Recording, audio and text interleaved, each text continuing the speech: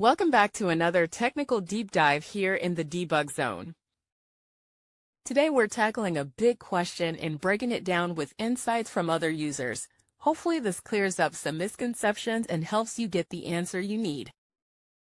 So, buckle up, stay a little curious, and let's jump right in.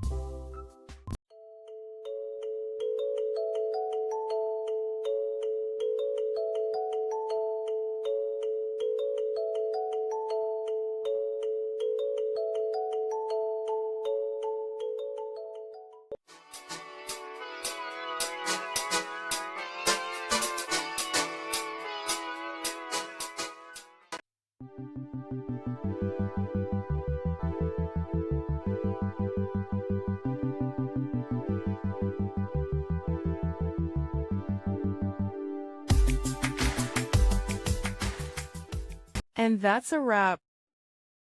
I hope you found the answer you were looking for. If you did, take a second to hit that subscribe button. It really helps out. And let me know in the comments which solution worked best for you. See you next time in the Debug Zone.